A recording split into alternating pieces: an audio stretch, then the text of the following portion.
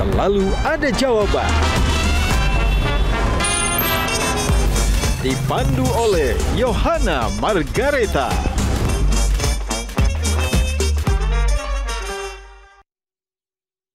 Dipersembahkan oleh dengan win rate abang 100%, itu konten by design yang abang yakin itu medan peperangan yang udah aku pasti menang di situ, atau ya udah yang penting bikin aja. Itu gimana, Bang? Ini orang kayaknya kelebihan energi. Sampai dukun santet diajak berantem, terus santet gua kayaknya nggak seberani gitu.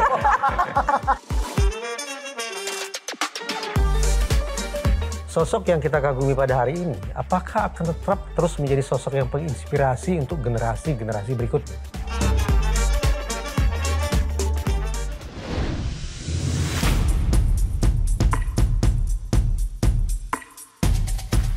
Gajah Duduk dipilih karena keunggulan dalam berinovasi, sehingga melekat di hati masyarakat secara turun-temurun. Perkembangan sarung sedemikian pesatnya, hingga sekarang tidak hanya digunakan pria sebagai outfitnya, tapi juga wanita di segala suasana. Sarung Gajah Duduk menawarkan kenyamanan yang sesungguhnya. Gajah Duduk hadir di setiap momen terbaik Anda. Sesuai dengan tagline kita, sarung Gajah Duduk adalah legenda Nusantara. Sarung adalah budaya kita, sarung adalah Indonesia.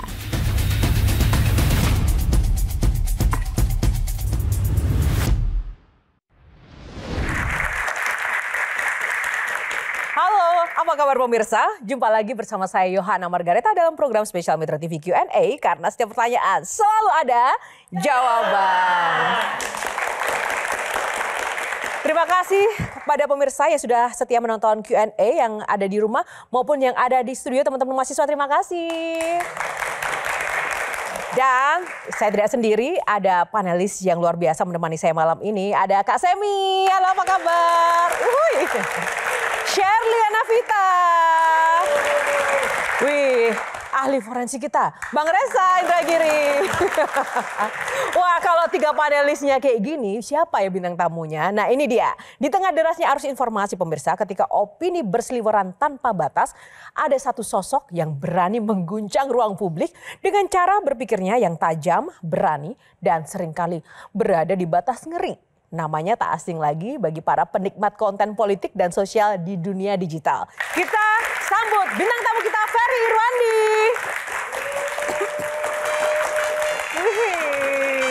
Mas Ferry, apa kabar? Kenalkan pahlawan kita. Tunggu, ini teman-teman di studio, Mas Ferry sini dulu dong. Meriah banget. Kenapa nih? Ini ya idola Gen Z masa gini ya. Sibuk apa kabar, Ferry? Sibuk menikmati hidup. Sibuk menjalani kehidupan, sibuk bersama keluarga. Kehidupannya seperti apa kalau boleh tahu? Menyenangkan. Menyenangkan ya, tepuk tangan buat Ferry. Semenyenangkan apa sih? Silahkan duduk, nanti kita akan tanya-tanya Ferry. Silahkan Mas Ferry. Mas Ferry dan juga teman-teman, seperti biasa Q&A ada syaratnya. Sebelum kita akan ngobrol lebih jauh lagi dengan Ferry Irwandi, kita mau buka box dulu. Yang pertama, mungkin Ferry bisa buka box nomor berapa? Ada 9 box. Kas Q&A di dalamnya akan ada tema-tema yang akan kita bahas. Silahkan dipilih salah satu dari nomor 1 sampai dengan 9. Mas Ferry, box nomor berapa yang dipilih? 2. Kita buka box nomor 2. Ferry di batas ngeri, sesuai tema kita ya. Nah, sebelum saya persilakan para panelis yang sudah tidak sabar bertanya-tanya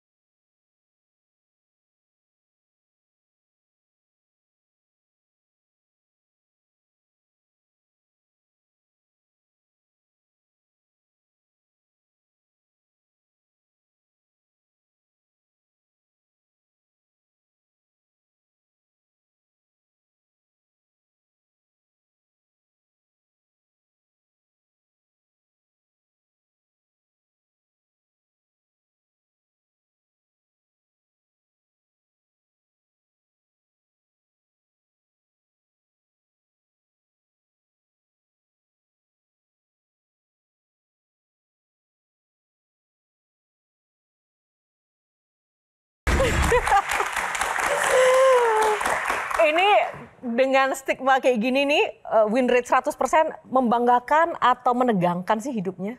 Biasa aja. Gimana? Ya, cuma Jujur gini, dong. kita kan memahami bagaimana peta realitas dan masyarakat ya, masyarakat berkembang. Apalagi generasi kita sekarang, generasi muda kita sekarang, mereka tumbuh dengan pop culture yang mungkin berbeda dengan generasi saya dan Mas Semi misalnya kan. Mereka tumbuh dengan anime di Jepang, mereka tumbuh dengan cerita heroic Marvel or something like that. Jadi ketika mereka memproyeksikan, oh ini sesuatu yang jadi pattern gue nih, ini sesuatu yang gue pengen lihat dari orang gitu. Dan makanya muncullah hal-hal yang mungkin 10 atau 15 tahun yang lalu itu nggak ada gitu loh. Termasuk apa yang ada di TikTok yang orang bicarakan. Jadi sebenarnya yang pertama jelas win rate saya tidak 100% ya. Saya kalah dengan istri saya kalah dengan anak saya. Gitu. Tapi konten-konten yang viral tuh selalu konten yang ribut sama orang gitu loh. Saya nggak melihat itu keributan sih ya, karena ya namanya negara demokrasi, opini dibalas opini, pendapat dibalas pendapat kan. Normal aja ya? Iya normal aja, dialektika dari era Hegel juga ada gitu loh. Nah, dan itu memperkaya. Aku mau tanya komentar panelis dulu nih, Sherly. Saya pengen nanggepin yang win rate 100% itu Bang Fer. Nah gimana tuh? Karena ada satu prinsip dasar peperangan yang bilang bahwa jangan pernah memasuki satu medan perang yang kamu tidak pernah yakin akan memenangkannya. Alias kita sebetulnya udah punya kalkulasi di sana tuh kira-kira win rate kita berapa, kita yakin akan menang atau minimal kita nggak kalah. Dengan win rate Abang 100%, apakah Abang juga pakai prinsip yang sama? Itu konten by design yang Abang yakin itu medan peperangan yang udah aku pasti menang di situ atau minimal nggak kalah atau ya udah yang penting bikin aja. Itu gimana Bang? Ini soal probabilitas, statistik dan matematik ya. Pertama saya nggak akan berbicara sesuatu yang saya benar-benar tidak tahu gitu, atau saya benar-benar nggak paham, atau saya nggak pernah belajar. Jadi kadang tuh ada situasi-situasi di mana terlihat dari luar misalnya. Saya pernah mendebat dokter, mendebat ya orang yang lagi koas ya, bisa kita bilang dokter lah ya, walaupun belum 100% gitu. Ya menyatakan soal penyakit buta warna, genetik buta warna, blind color dengan cara yang keliru. Saya bukan dokter, saya bukan praktisi medis, saya bukan ahli kesehatan. Saya cuma seorang penderita buta warna. Tapi di situ saya melihat wajar kalau banyak dokter di Indonesia itu tidak memahami bagaimana orang buta warna melihat karena tidak ada dokter buta warna di Indonesia. Nah, padahal di posisi ini dokter nih dari universitas yang luar biasa, dia bicara soal penyakit buta warna. Datang bapak-bapak kucel gitu ya. Mandi pun enggak mungkin ya, terus nge-stitch gitu. Salah loh. Buta warna nggak kayak gitu gini. Saya bisa lakukan karena saya yakin apa yang saya pelajarin dan apa yang saya alami seumur hidup saya soal warna dan saya pahami itu akan memberikan manfaat lebih banyak lagi kepada orang ketika itu dibenarkan. Jadi perkara nanti ada yang suka atau tidak ya kok sotoy banget, lu kan bukan dokter tapi ngomong kayak gini. Ya itu mungkin kalaupun saya salah itu jadi pelajaran buat saya gitu. Jadi itu Mbak Sherly kenapa saya berani melakukan hal-hal seperti itu karena balik lagi satu nggak pernah berdasarkan kebencian dan kemarahan pribadi. Kedua, ya karena saya merasa hidup ini kan pendek ya. Tiba-tiba saya dulu umur 5 tahun, 6 tahun gitu ya. Masih main di selokan gitu, masuk ke dalam gitu. Terus sekarang tiba-tiba anak saya udah mau masuk SMP. Ya nggak ada yang nyangka deh. Jadi selama itu bisa memberikan manfaat buat orang lain, bisa memberi sedikit arti buat hidup saya, ya akan saya lakukan dengan pro dan kontranya. Semi ada komentar? Kalau pandangan saya soal Ferry, saya kagum sama dia. Karena orang yang berani itu banyak, tapi banyak juga yang kosong. Ada juga orang yang pinter, tapi nggak seberani Ferry. Nah, Ferry ini paket lengkap. Banyak orang idealis, tapi nggak bisa go mainstream. Tercatat mungkin kalau di golongan Gen X atau Boomer, ada Rocky Gerung. Dia idealis, ngomongnya tinggi, tapi bisa diterima oleh grassroots. Nah, Ferry ini mungkin versi Gen Z-nya lah ya, yang mempengaruhi Gen Z. Itu komplimen, Ferry. Hanya saya banyak juga hal-hal yang nggak setuju bukan dengan value yang Ferry perjuangkan. Tetapi saya ngeliat ini orang kayaknya kelebihan energi gitu. Karena kalau soal tes nyali, saya termasuk yang nyalinya besar kalau di panggung. Tapi kalau dia sampai dukun santet diajak berantem, terus santet gua kayaknya nggak seberani gitu. Nah, lu energinya sebesar apa sih? Kok bisa begitu gitu? Gak tahu ya Bang. Kadang ngerasa kalau dibilang wasok care itu sebenarnya enggak sih, lebih kayak harusnya yang benar kan kayak gini ya, gitu. Lebih kayak ini seberapa besar kerugian karena dukun-dukun santet ini, praktisi-praktisi ini, berapa banyak ini berdampak pada nilai ekonomi yang tidak terkalkulasi, seberapa banyak orang miskin karena ini, seberapa banyak peradaban tidak maju karena ini, dan ya banyak hal-hal yang bahkan bikin yang paling berdampak sekali adalah semua hal yang sifatnya mistik, santet dan lain sebagainya di luar apa yang kita percayain dalam iman masing-masing ya. Itu dampak destruktifnya udah bertahun-tahun di Indonesia, puluhan tahun, and no one say something gitu loh. No one. Karena berpikir lebih enak diam. Dan kenapa gitu loh.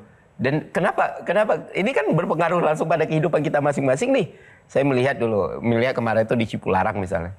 Di Cipularang itu banyak banget perbaikan harus dilakukan kan. Tapi karena tahayul, karena mitos di situ, akhirnya nggak ada yang terjadi apa-apa, nggak ada perubahan yang berarti, orang-orang tetap kecelakaan di kilometer 90 sampai 100. Bukannya ada perbaikan di situ, malah wah kayak gimana ya kita lebih menghargai makhluk astral di sini bla bla bla dan lain sebagainya. Di era modern kita masih melihat hal-hal seperti ini. Jadi saya pikir bukan, dan saya tidak mau punya prasangka buruk kan dengan ya siapa tahu saya yang salah, memang ada gitu orang bisa masukin paku di perut orang gitu kan, atau ada gitu orang bisa meledakin perut orang gitu atau mencelakakan orang dari jauh. Bayangin berapa efisien biaya militer kita. Seandainya semua perjalanan. Iya, ada jawabannya lagi, nggak bisa lintas laut katanya. Iya, nggak bisa lintas laut katanya kan. Tapi sering diteror nggak dengan keberanian dan energi yang berlebih itu? Saya nggak melihat itu teror sih. Tapi melihatnya? Percobaan. Kan tetap aja. Masa nggak ada takut-takutnya sih? Banyak, saya punya. Yang paling ditakuti? Takut itu kan alarm alami dan alarm paling canggih dalam proses evolusi manusia ya. Kita itu bisa mempertahankan kehidupan karena kita punya ketakutan kan. Cuman saya melihat ketakutan atas kematian itu ilusi, itu sesuatu yang pasti datang cepat atau lambat. Bagaimana mempersiapkan menuju kematian itu aja. 10 menit dari sini ada ratusan juta posibilitas yang bisa terjadi sama hidup saya. Bicara soal perjuangan, bicara soal potensi chaos dan apapun yang tadi Ferry sudah sampaikan, itu kan seperti judulnya, hidupnya tuh kayak ngeri-ngeri sedap di ambang jurang. Gak takut dibungkam ya? Ini saya masih di TV. Dan pembungkaman itu kan, ini saya masih di TV, saya masih podcast, saya masih punya channel YouTube saya sendiri. Ya saya bingung kenapa harus takut, kalau dibungkam berarti udah terjadi, ya udah gitu loh. Paling buruk yang terjadi apa sih? Paling buruk yang terjadi itu udah menyentuh keluarga. Jadi udah ada ketakutan dan pernah terjadi, dan itu yang membuat berpikir apakah yang saya lakukan ini sepadan dengan apa yang sudah terjadi. Akhirnya pemikirannya? Ya syukurnya saya lahir dari orang tua yang luar biasa juga. Jadi ya nggak ada masalah? Nggak ada masalah. Oh oke. Kalau menurut Bang Reza dulu nih, dari semua orang yang konten kreator yang vokal dengan masalah politik, demokrasi dan sosial, fenomena Ferry ini menurut Bang Reza seperti apa? Saya tertantang untuk menjawab pertanyaan saya sendiri sebetulnya. Ya. Sosok yang kita kagumi pada hari ini, apakah akan tetap terus menjadi sosok yang menginspirasi untuk generasi-generasi berikutnya? Kenapa? Saya selalu membayangkan bahwa media sosial itu memanfaatkan tanda petik kerentanan psikologis manusia yang bermain-main pada rentang perhatian pendek, rentang perhatian singkat. Tidak cukup punya antusiasme bagi kita untuk mendalami, meresapi, apalagi menjadikan sosok yang menginspirasi. Dulu ada Tan Malaka, Mas Ferry kagumi, ada Soekarno, sekian banyak mahasiswa mungkin panuti. Tapi apakah seorang Ferry yang hari ini sangat spektakuler, sangat istimewa, akankah tetap menjadi sosok yang juga didengarkan pernyataannya, diteladani tindak tanduknya oleh generasi-generasi berikutnya? Saya tidak begitu yakin, Mas. Saya cuma mau bilang, saya berharapnya orang tidak melihat saya sebagai seorang yang menginspirasi. Saya berharap orang tidak melihat saya sebagai idola. Kalau ada hal buruk yang orang lain tahu tentang saya, percayalah, saya yang aslinya jauh lebih buruk dari itu. Jadi sebenarnya saya nggak mau dilihat sebagai seorang idola atau inspirator atau sosok ya. Saya pengen dilihat sebagai kawan gitu. Kawan yang mana ketika saya salah, ketika saya melakukan sesuatu yang tidak sesuai dengan yang diharapkan, ya nggak apa-apa ditegur gitu, dikritisi, dikasih tahu. Dan mungkin saja ketika kalian melakukan itu akan sangat berat. Saya akan resisten, saya akan merasa saya tidak melakukan kesalahan dan lain sebagainya. Karena dari sejak awal sampai detik ini, saya merasa saya bukan sosok yang pantas untuk diidolakan. Dengan segala kekurangan, kelemahan, dan keburukan yang saya miliki. Nanti kalau misalnya masuk ke dunia politik, akankah masih menjadi orang yang sama? Saya tidak punya ketertarikan sama sekali. Dan saya berani untuk ngomong itu secara bold. Mungkin orang bakal ngomong kayak never say never kan, dengan situasi dan kondisi. Kalau saya secara jelas dan secara bulat menyatakan, satu, saya tidak akan pernah mendaftar sebagai calon legislatif. Kedua, saya tidak akan pernah bergabung dengan partai politik. Ketiga, saya sudah punya call dalam diri saya, dalam hidup saya, bahwa dari sejak 35 tahun sampai akhir nafas hidup saya nantinya, akan saya dedikasikan penuh untuk pendidikan. Bagaimana membuat semakin banyak teman-teman mahasiswa atau orang-orang di usia ini punya kesempatan lebih besar untuk merasakan pendidikan yang seharusnya sudah menjadi hak, bukan cuman pilihannya mereka sebagai warga negara. Dan apapun yang bisa kita dorong, ya kita lakukan itu. Itu sih. Jadi saya setuju dengan Pak Reza. Saya bukan sosok yang pantas untuk dijadikan. Oke, tepuk tangan dulu dong buat Ferry. Satu lagi, saya mau kasih lihat. Nah, pertanyaannya, enakan jadi PNS atau jadi Ferry yang sekarang? Nggak ada berbeda sih. Masa? Beda dong waktu jadi PNS sama Ferry yang sekarang. Ya yang kiri lebih ganteng sih. Oh gitu ya? Yang kanan mirip Zawin. Oh gitu ya? Kalau enak ya, kalau lebih enak sekarang. Jelas lebih enak sekarang. Itu kan pilihan yang diambil dalam hidup juga ya. Tentu ya syukurnya saya tidak menyesali pilihan yang saya ambil, mengeluarkan cabut dari atau resign dengan baik-baik, resign dengan terhormat dari Kementerian Keuangan yang sudah membesarkan saya, mendidik saya, menyekolahkan saya. Dan ya 2023 mungkin sekitar 2 tahun lebih. Dan sampai sekarang itu tidak pernah jadi penyesalan buat saya. Jadi sebenarnya kalau lebih nyaman, mungkin lebih nyaman sekarang. Karena kalau jadi PNS, ya nggak bisa nge-YouTube, nggak bisa bangun siang. Nah, ini menarik. Sebelum kita break, saya mau tanya satu hal. Pendapat Ferry tentang Menteri Keuangan sekarang gimana? Mantap sih. Mantap. Menarik.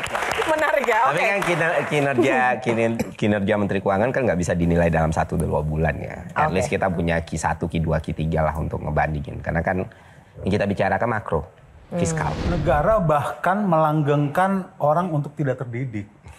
Karena kalau tadi Ferry coba memerangi santet, negaranya aja masih pakai Mbak Rara untuk berhentiin hujan.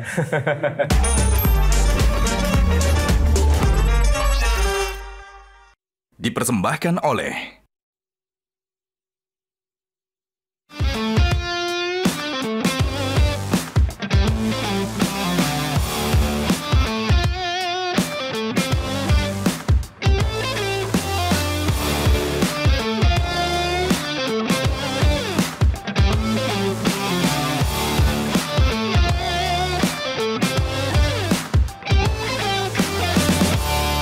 kenapa mendirikan Malaka Project dengan generasi-generasi muda yang berkualitas semua loh. Tadi kita lihat apa alasannya mendirikan Malaka Project? Karena nama itu saya temukan ketika saya mengurus ibu saya yang lagi berobat di Mahkota, rumah sakit Mahkota yang ada di Kota Malaka, Malaysia. Jadi ketika itu saya melihat wah nama Kota Malaka dan itu terngiang di kepala saya. Terus saya mau bikin satu media, satu gerakan, satu community, satu produk yang emang fokusnya pada pendidikan. Dan di situ juga ya selama ini saya sangat mengagumi sosok Tan Malaka sebagai salah satu bapak pendidikan di Indonesia. Ya Tan Malaka itu tidak sebatas politik ya teman-teman. Tan Malaka itu pergerakannya di pendidikan itu konkret. Ide-idenya soal pendidikan itu luar biasa. Dan manifesto-manifesto yang dia lahirkan itu ya semuanya berpusat pada bagaimana SDM manusia itu meningkat. Dan spirit ini yang mau kita bawa gitu loh. Ditambah lagi kita juga punya pikiran dan keinginan bahwa nama Tan Malaka ini kan lama nih nggak terdengar. Padahal dia pahlawan nasional. Tan Malaka itu pahlawan nasional tapi puluhan tahun di Indonesia namanya tidak pernah didengar. generasi muda kesulitan untuk menemukan literatur tentang Tan Malaka. Itu niche banget, segmented banget, cuma bisa dikonsumsi oleh well educated people. Dan kita kira dengan semua perkembangan, dengan semua internet yang borderless kayak gini, nggak ada salahnya untuk memunculkan kembali nama Tan Malaka. Jadi dengan Malaka Project yang awalnya kita buat. Dan karena juga ada fokus soal pendidikan. Memangnya ada situasi di negeri ini tuh yang paling merasakan di bidang pendidikan tuh apa sih bagi seorang Ferry? Nggak semua orang terdidik itu, ini kita pakai simpel lah sama pembahasan sebelumnya. Nggak semua orang terdidik itu bakal nggak percaya dengan yang namanya santet.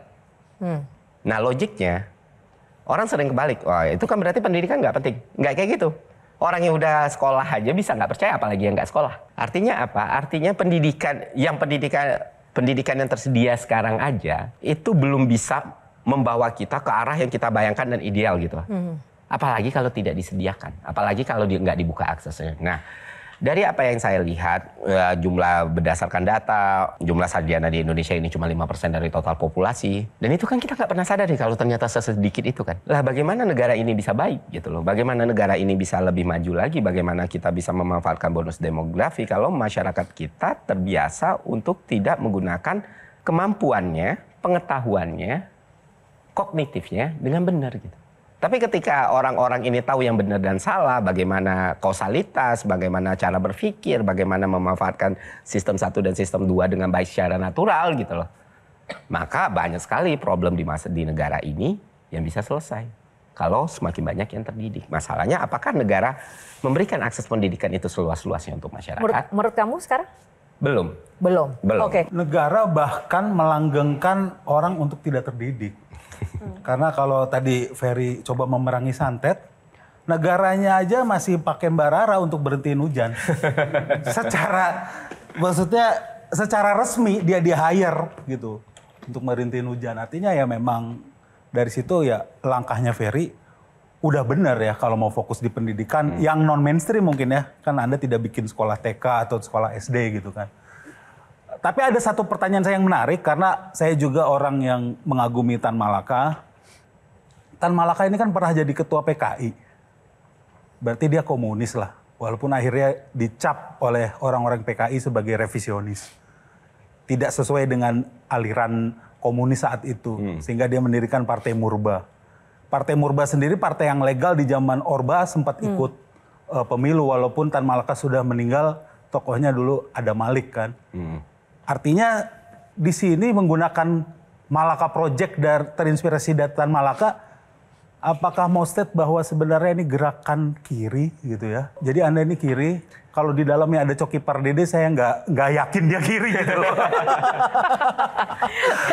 Manusia itu kan kompleks ya, dan saya sudah tidak lagi melihat peradaban ini terpisahkan by spektrum ya. Karena kan ideologi, ekonomi, pemahaman soal ekonomi dan ideologi, political ini itu semakin berkembang kan. Betul.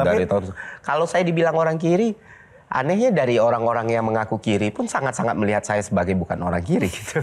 Ya mungkin Anda Tan Malaka revisionis gitu ya. Dan bahkan lucunya Tan Malaka itu ketika dipecat atau keluar dari PKI adalah karena dia kan menolak pemberontakan kan. Yang Prambanan. Iya.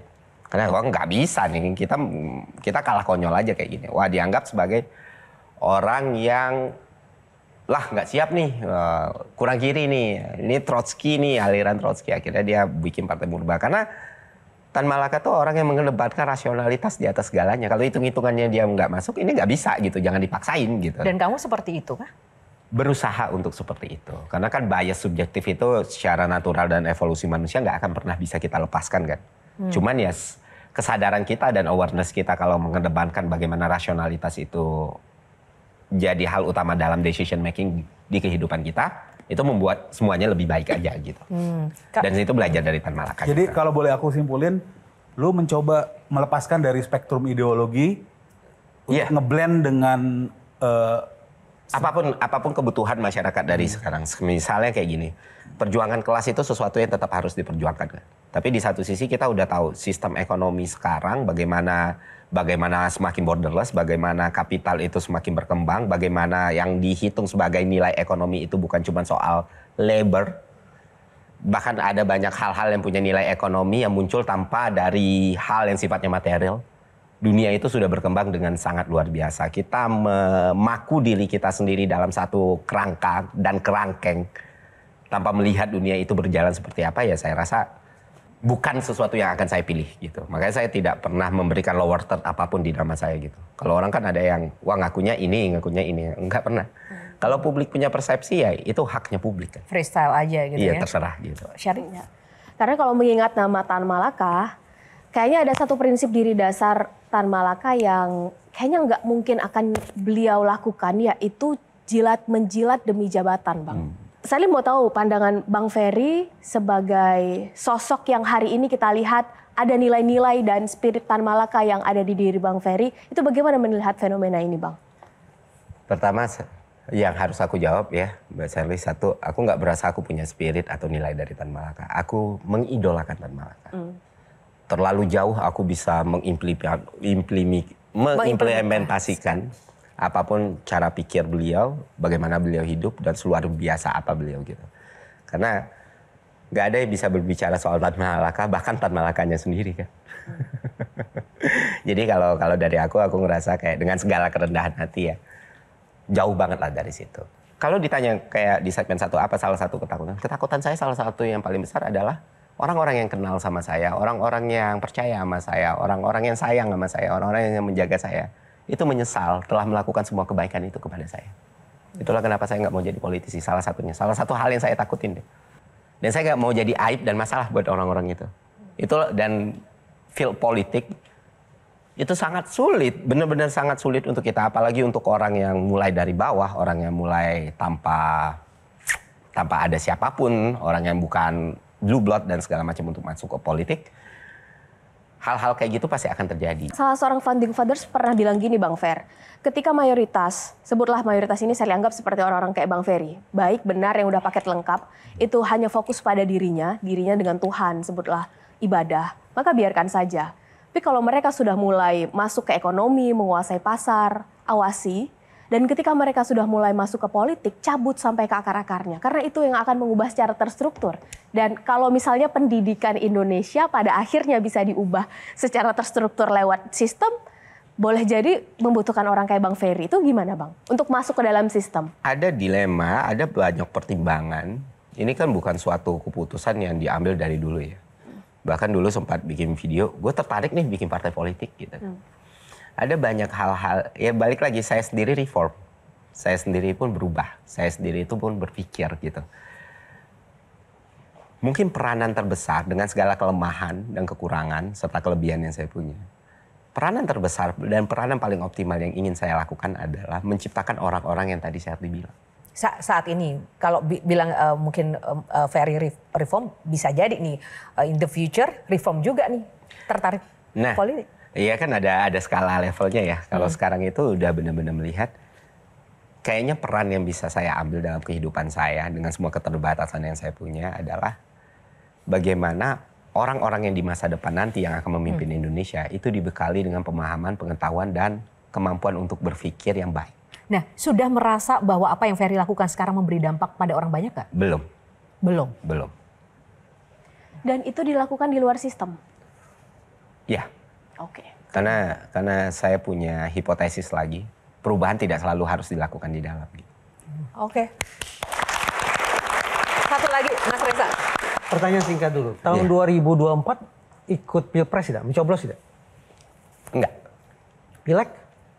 Enggak. Berarti waktu itu golput? Golput. Lebih karena anti terhadap partai politik? Karena sayang semuanya.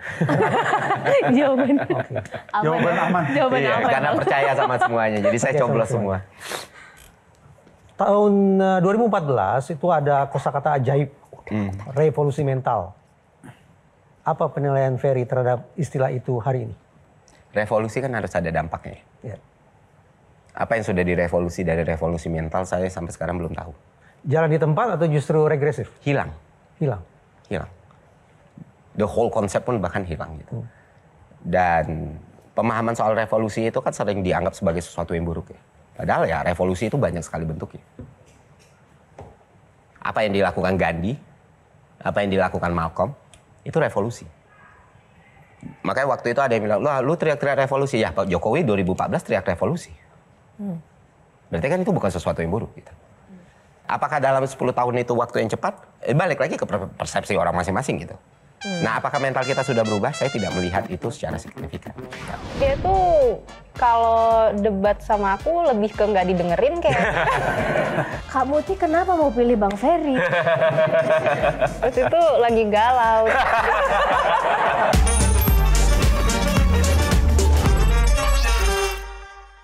Dipersembahkan oleh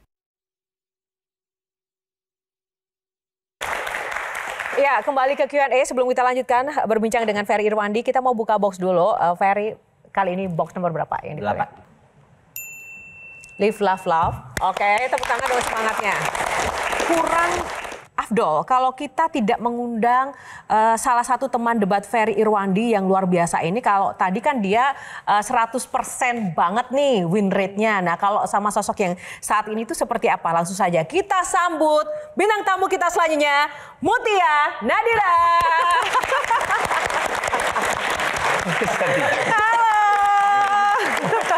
Apa kabar? Baik. Langsung saja silakan disinggah sana, Pak Mutia. Lah katanya mau nongkrong tadi. Yang menarik dari Mutia ini tadi kan Ferry sempat bilang tuh di awal bahwa lawan debat yang bisa mengalahkan Ferry cuma Mutia, bener nggak? Anak juga. Tapi gimana Mutia? Enggak kok, dia tuh kalau debat sama aku lebih ke nggak didengerin kayak. Yang nggak dengerin Ferry? Iya, jadi kayak aku ngomong apa tuh kayak. Berarti saya membiarkan istrinya menang. Ya tapi nggak diterapin gitu loh apa yang aku kasih tahu. Di balik layar ternyata seperti itu ya? Iya. Wah banyak Pak, lo ngeri. Oh gitu ya? Maksudnya aku misal kayak ngasih saran dia yang kayaknya mending Ayang kayak gini. Terus dia bilang ya gitu. Tapi nggak dilakuin. Tapi satu hal aku mau nanya deh, dengan kehidupan Ferry yang dulu kan jadi PNS, teratur, rapi, adem ayem, dan sekarang menjadi sosok yang kehidupannya itu ya influencer yang kadang tuh ngeri-ngeri sedap begitu ya di pinggir jurang. Perasaan Mutia sebagai istri, perempuan, family itu gimana? Apalagi tadi Ferry sempat bilang bahwa keluarga itu kadang mendapat ancaman atau teror dari ulah perkataan debat-debatnya Ferry gitu. Kalau aku sih sebenarnya aku make sure dulu ke Kak Ferry. Kak Ferry ngelakuin ini tuh buat apa? Apa bener buat emang kayak ngelakuin karena niat baik atau karena apa gitu. Misalnya kayak nyari engagement atau apa kayak. Kalau jawabannya nyari engagement tentu aku nggak akan support gitu loh. Tapi kalau emang ngelakuin ini karena emang pengen berbuat baik ya aku harus support gitu loh. Karena kan mungkin hal kayak gini yang bisa memberikan dia kebahagiaan juga. Walaupun mungkin nggak banyak bahagianya atau banyak susahnya begitu, tetap support aja. Kayaknya dia bahagia deh. Bahagia? Mutia juga kan, bahagia? Ya dengan apa yang dilakukan Ferry? Iya bahagia. Karena kan niat baik. Niat baik ya. Iya. Tapi ada satu video yang cukup menyentuh loh, yang kita juga perlu tahu apa yang mungkin sempat Ferry sampaikan ke Mutia. Ya kita lihat yang satu ini. Menurut gua kemapanan itu salah satu syarat lu nikahin anak orang. Tapi kan rezeki sudah diatur sama Yang Maha Kuasa, Bang. Betul. Gue juga percaya sama itu. Tapi itu nggak bisa lu jadikan pembenaran untuk mengambil sebuah keputusan dalam hidup lu yang menyangkut hidup lu sendiri dan menyangkut hidup orang lain. Sebelum gue nikah, gue bilang sama Muti, pacar gue, yang mana sekarang jadi istri gue bilang kalau hidup kita susah nantinya lu tinggalin gue. Dan itu real Pak, gue ngomong kayak gitu beneran sama dia. Kenapa nyuruh Mutia meninggalkan Ferry? Di saat susah bukankah pasangan tuh harus suka dan duka Ferry? Iya dia cantik, dia muda, ngapain? Udahlah punya suami jelek, miskin pula. Justru saya mau nanya, Kak Muti kenapa mau pilih Bang Ferry? Waktu itu lagi galau. Jadi di tengah kegalauannya pilih Bang Ferry gitu? Iya, terus dia kayak mepet terus. Itu pinter ya ternyata ya. Ya kan gitu ya. Kalau katanya perempuan tuh paling mudah didekati di keadaan titik terendahnya tuh baru putus gitu loh. Yang penting datang aja terus duit nggak ada, udah datang aja. Tapi menurut Mutia apa sih kelebihan Ferry, seorang Ferry Irwandi? Iya itu nggak pernah tuh seumur hidup dikasih tahu. Kelebihan seorang Ferry Irwandi, ayo. Buat aku. Iya buat Mutia. Nggak ada. Ada lah. Apa? Oh, coba. Ya. Kali ini pertanyaan tidak ada jawabannya saya. Jangan dong, ada dong. Ya, gimana pun juga tuh, aku ngerasa kalau buat aku ya, Kak Ferry tuh orang yang paling bisa ngertiin aku, sabar, terus kuat lah sama aku gitu. Kalau bukan Kak Ferry mungkin nggak ada yang bisa. Tapi kita juga dengar kalau Ferry itu juga banyak yang naksir di luar sana dulu. Iya nggak sih? Iya ya. Iya ya. Ada lah beberapa. Gitu. Siapa? Kalau di antara kalian berdua siapa yang paling bucin sih satu sama lain? Aku lah. Oh ya. Kenapa? Kenapa? Apa arti penting Mutia bagi kehidupan Ferry pribadi dan karir yang sekarang digeluti? Arti penting Mutia bagi kehidupan saya. Ya, dia Kapan lagi Ferry Irwandi kan nggak pernah ngomongin soal percintaan ya di luar sana ya, kita tanya nih di sini. Artinya ya kehidupan itu sendiri lah. Ada Mutia. Ya Mutia itu kehidupannya gitu. Nah kalau dengan kontroversi, bukan kontroversi ya, dengan apa yang kamu lakukan, perjuangan-perjuangan yang penuh resiko tadi, kemudian itu mengancam Mutia? Saya tidak menikahi perempuan lemah soalnya.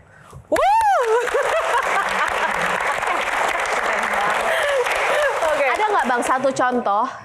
Atau mungkin tadi Abang ngeluarin statement bahwa kalau untuk saya sendiri nggak apa-apa lah didoxing, diteror. Tapi kalau ada urusan keluarga, nggak bisa nih. Ini apakah Kak Muti kah? Atau ibu kah? Oh ini lucu nih. Tapi ini aku boleh jawab nggak? Iya. Dua-dua boleh. Jadi waktu Kak Ferry di nomor di doxing, jadi gimana yang tolongin dulu? Tapi nanti di tengah aku yang ngejelasin. Jadi gini, nomor kita kan di doxing, bukan cuma nomor ini, di doxing kan. Aku udah khawatir lah ya, nomor istriku disebar segala macam. Terus kan pagi-pagi ayah ngasih tahu aku kan, yang nomor kita di doxing, kayaknya kita harus harus ganti nomor deh. Terus aku lihat WA kan, nggak ada yang WA. Jadi even udah di doxing tuh kayak tetap nggak ada yang WA gitu loh. Terus dia sedih gitu, ini kan aku udah di doxing kok nggak ada yang peduli ya gitu. Oh ya udah gitu. Jadi kayak kalau misalnya ke anak-anak juga kayak gitu. Ya mereka manusia-manusia tangguh lah, yang bahkan jauh lebih tangguh dan strong daripada aku. Jauh banget. Jadi ya justru aku takut, bukan aku takut mereka ketakutan ya.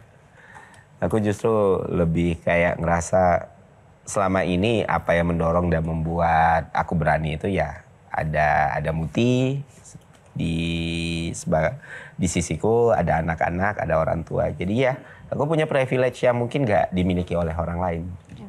Ferry benar-benar nggak ada backup sama sekali, power apapun? Semuanya backup saya. Semuanya means? Ya semuanya. Semua orang di Republik ini mungkin.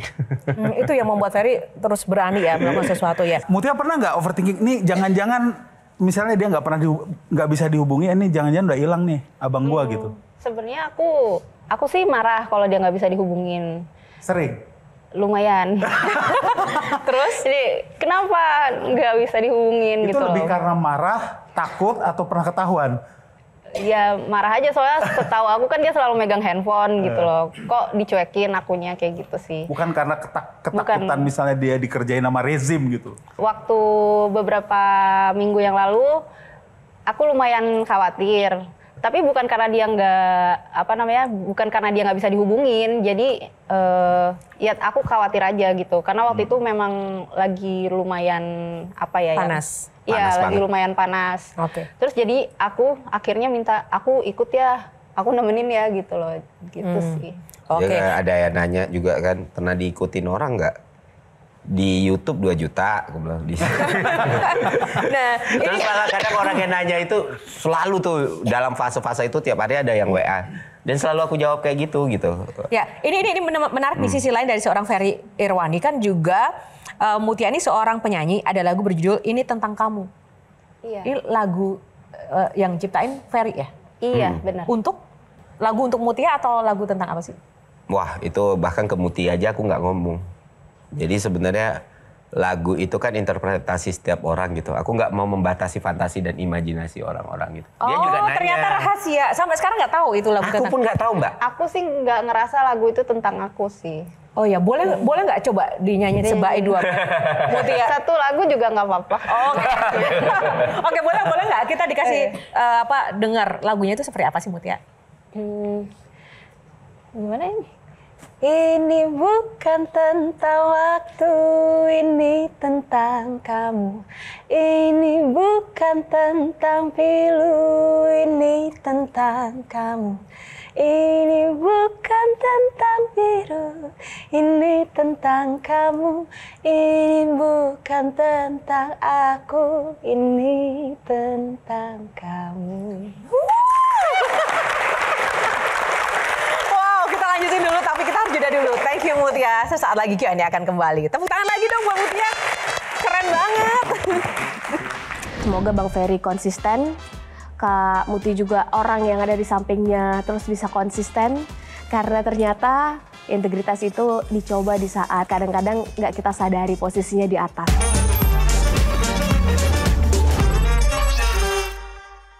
Dipersembahkan oleh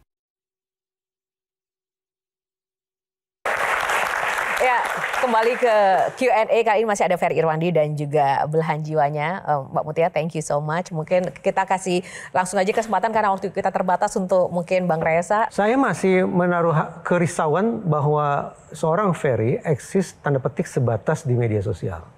Saya tidak menganggap itu sebagai dunia yang buruk, sama sekali tidak. Tapi power atau kedahsyatan media sosial untuk mengisi gelembung imajinasi kita, apalagi menjadikan sosok kita yang bisa menginspirasi ke generasi berikutnya, itu terus terang masih saya anggap kalibernya kelas 2. Jadi Ferry harusnya di mana orang-orang seorang Ferry, apalagi dia mengagumi sosok Tan Malaka, dia mengagumi sosok Gandhi, dia pengagum Ali Wardana. Jadilah seorang pemikir yang mencoba mengabadikan pemikiran-pemikirannya dalam bentuk tulisan. Baik. Tidak hanya budaya lisan. Thank you, Mas Reza. Closing statement kalau dari Shirley? Closing statement, butuh banyak Bang Ferry muda lainnya hari ini yang bukan hanya benar tapi berani menyampaikan apa yang difikirkan dengan konsekuensi logis dari apa yang dilakukannya. Dan harapan saya adalah semoga Bang Ferry konsisten, Kak Muti juga orang yang ada di sampingnya terus bisa konsisten karena ternyata integritas itu dicoba di saat kadang-kadang nggak kita sadari posisinya di atas. Kalau kita dicobanya posisi sulit, mungkin mayoritas kita bisa melewatinya. Uang jajan kita mungkin sangat terbatas. Mungkin akses kita terhadap sesuatu sangat terbatas. Rata-rata kita manusia bisa melewatinya. Tapi saat dikasih kekuasaan, saat dikasih power, uang, keterkenalan, kemampuan menginfluence sedemikian rupa, kadang-kadang kita lupa blind spot kita sendiri. Harapan saya adalah semoga Bang Ferry terus konsisten dan semakin banyak Ferry muda lainnya. Thank you Ferry. Oke, pesan singkat dari gue sih sebenarnya gue sangat appreciate orang-orang seperti Ferry yang berani dan juga berisi karena yang saya bilang tadi. Dan kalau memang keputusannya tidak masuk ke dalam dunia politik praktis, karena sebenarnya konten-konten lu kan udah politik, itu juga sebenarnya bagian dari lu berpolitik. Tapi mungkin lu tidak akan menjadi bagian dari birokrasi politik atau kekuatan politik. Itu gue hargai dan gue dukung dan mungkin gue akan berjalan bersama-sama lu. Dan gue akan ingatkan dari kata-kata seorang kakaknya Sohokjin atau Arif Budiman, dia pernah bilang bahwa anjing itu bisa menjadi hambanya manusia. Burung juga bisa menjadi hambanya manusia. Tidak semua burung harus berubah menjadi anjing untuk menghamba kepada manusia. Gue bukan bilang bahwa masyarakat biasa itu burung dan politisi itu anjing, tapi mungkin kayak gitu maksudnya. Oke, thank you Sammy. Nyaris pinggir jurang. Oke. Terima kasih rekan-rekan panelis luar biasa. Ferry, closing statement untuk teman-teman atau mungkin untuk semua kita yang ada di sini dan pemirsa Q&A malam ini. Hidup itu kan berharga, jadi jagalah sebaik-baiknya. Apapun yang kalian pilih dalam kehidupan kalian. Ya, itu doang sih. Oke. Masa itu doang sih? Lagi dong Ferry. Buat anak-anak muda ini menggelorakan semangat kalian harus tahu, hidup itu perjuangan. nggak bisa diulang. Apa 1 detik yang lalu itu nggak bisa diulang. Jadi hiduplah sebaik-baiknya, bersenang-senanglah, bekerjalah, dan sampai di akhir hayat kita nanti, sampai sebelum nafas kita berakhir, kita nggak menyesali kehidupan yang sudah pernah kita jalani. That's it. Oke, thank you Ferry. Terima kasih sekali lagi untuk Ferry dan kamu Tia, inspirasinya luar biasa, dan teman-teman panelis. Boleh tepuk tangan untuk teman-teman panelis. Teman-teman mahasiswa yang hadir juga, dan tak lupa untuk pemirsa yang sudah menyaksikan Q&A pada malam hari ini. Demikianlah episode kali ini, semoga dapat memberikan inspirasi dan juga menambah pengetahuan baru bagi Anda yang sudah menonton kali ini. Dan tak lupa kami ucapkan terima kasih untuk Sarung Gajah Duduk yang telah menyediakan busana yang saya kenakan pada kali ini. Sarung Gajah Duduk Legenda Nusantara yang ada tulisan Arabnya. Atas nama kru yang bertugas, saya Yohana Margareta undur diri, semoga bermanfaat. Kita jumpa lagi di Q&A episode selanjutnya. Sampai jumpa, bye. Terima kasih Kak Mutia.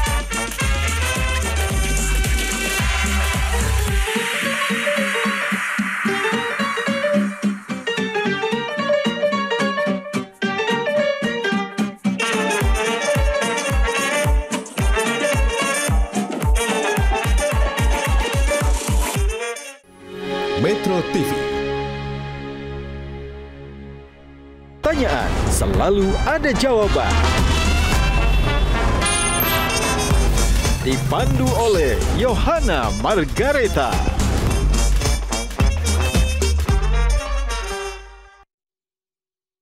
Dipersembahkan oleh Download Metro TV Extend sekarang.